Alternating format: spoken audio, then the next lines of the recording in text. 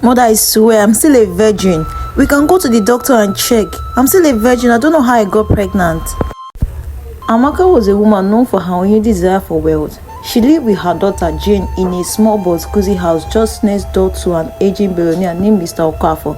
Despite being blind, Mr. Okafor had built his wealth through years of hard work and had a reputation for being the most generous man in the area.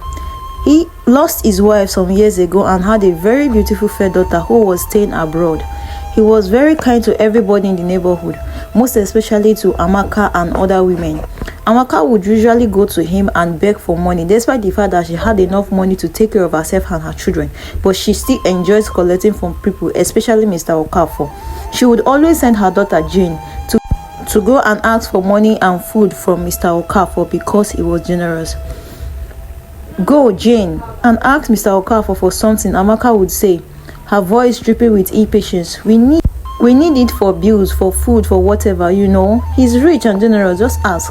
Though Jane hated the tax, she obeyed her mother, knowing that he would answer her whenever he goes there. The old man, always kind and gentle, would give her some cash or send her home with a basket of fruit, never once turning her away. But on a hot afternoon, everything changed. It was the beginning of a summer, and the sun was scorching. Jane had been sent by her mother again to go to Mr. Okafor to beg for money.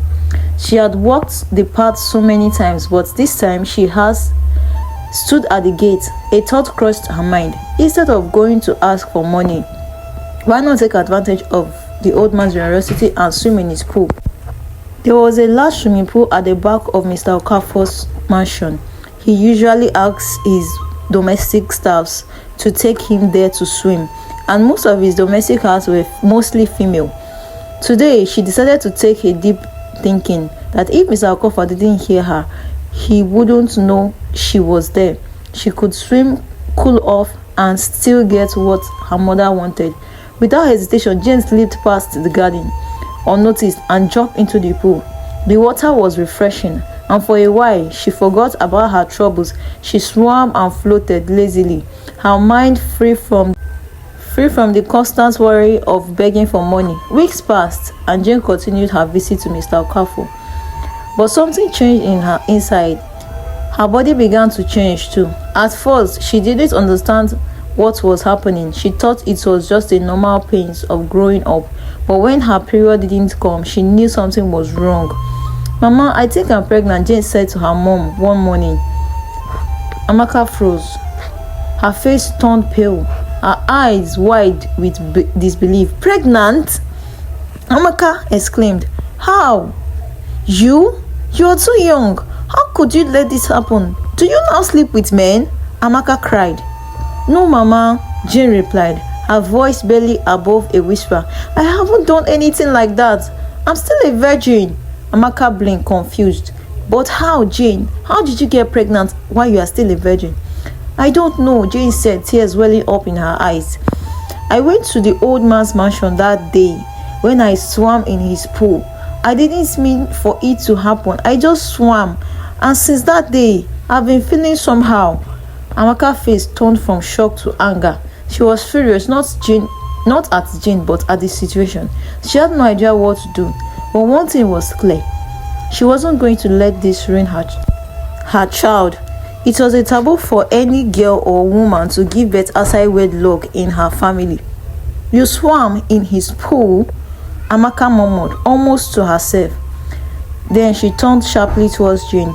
"Tell me exactly what happened that day. You went to beg him and you swam in his pool. Were you alone? Who else was there? Although I know Mr. Okafor does not have any male staff. So what happened? Could it possibly be what I'm thinking?" Amaka's mind raced, connecting the dots. She had always suspected there was something more. "Oh, no, Mama. It wasn't like that," Jane said quickly, sensing her mother's thoughts. "Mr. Okafor didn't do anything to me. He's kind. He never did anything. He never touched me." But Amaka wasn't listening. The next day, Amaka went to Mr. Okafor and told him everything. Mr. Okafor listened attentively to Amaka and later responded that he swam in his pool some hours before Jane, her daughter, came. If after birthing the child and we find out that the child is mine, I will have her as my daughter. As for now, she can move into my house and give birth to the child here. After giving birth, we'll run a test to confirm the paternity of the child. Then I can marry her legally as my wife, Mr. Okafor said to Amaka. Amaka was not so happy about it because Mr. Okafor was the same age with her father.